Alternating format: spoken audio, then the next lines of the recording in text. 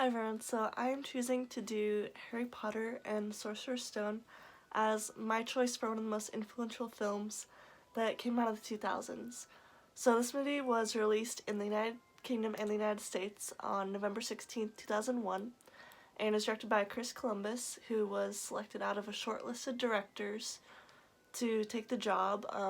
One of those including Steven Spielberg, who turned down the job, and it was produced by David Heyman, and the screenplay was written by Steve Kloves, but J.K. Rowling, the writer of the novels, was also very in control of a lot of the creative direction of the screenplay as well.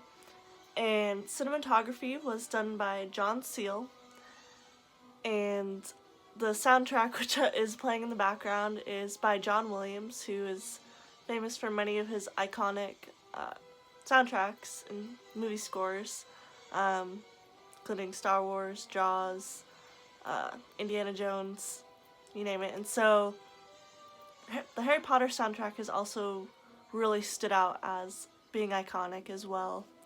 Like, you can hear it and recognize what movies those are from.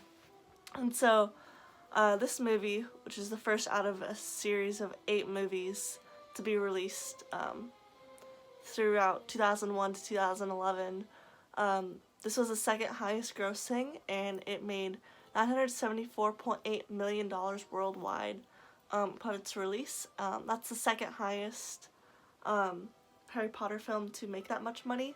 The one that made the most was the Deathly Hallows Part 2, which was the last installment of the films.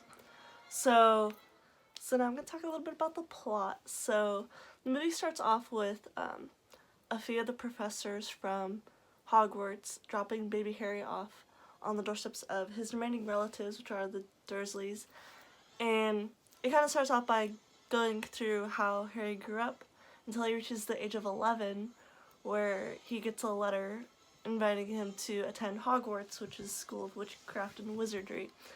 And so from there, Harry goes to Hogwarts, where he goes through all of his classes, and as a first year, he meets his 2 best friends, which they form their little power trio, which include Ron Weasley and Hermione Granger, who are played by Rupert Grint, which is Ron, and then Emma Watson plays Hermione Granger, and then Harry Potter's played by Daniel Radcliffe.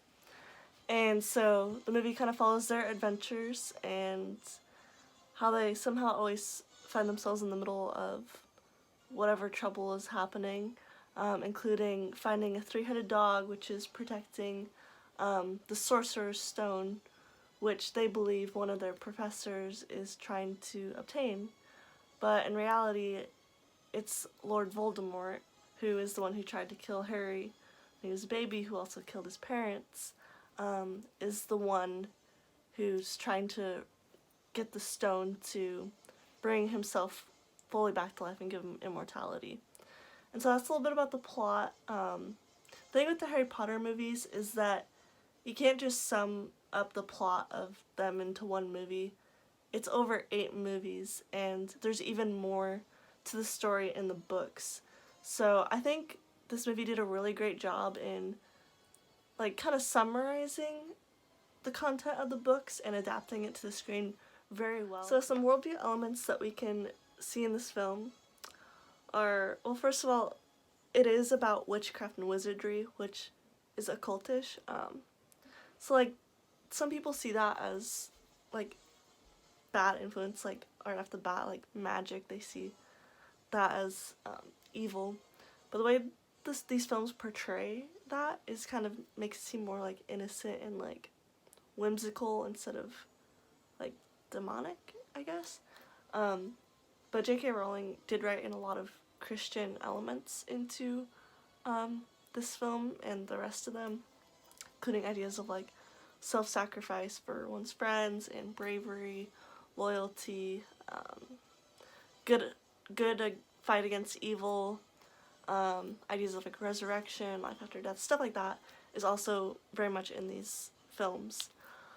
To me, what makes the Harry Potter universe stand out is the fact that it is its own world that was created, and bringing these books that were already worldwide phenomenons to film makes it even more accessible to the public because people just don't like to read nowadays. And so it just blew up. The story is so well known, and the great thing about it is that, like, for me, like, and people my age, is we grew up with this. We grew up with Harry, Ron, and Hermione. Like, we saw them grow up along with us, and so it was an investment into our lives, and almost like how Star Wars was for people who were young during the 70s. Like, it was just such a part of our culture and our childhood that we couldn't really imagine it not being a part of it. So I think that's what makes Harry Potter and the Sorcerer's Stone one of the most influential films, is because of just the character and like the whimsy it has, and it's just memorable and it's fun. It's kind of like an Indiana Jones for a younger audience, and you know, we grew up with it, so that's what makes it very like memorable to me, is that we grew up with the main characters, and the story is so rich with content. The movies do a good job of adapting a lot of the content from the books to film. They do leave out a lot of details, but overall, it's a massive story over 8 films, that's just part of our life now. So, thanks for watching.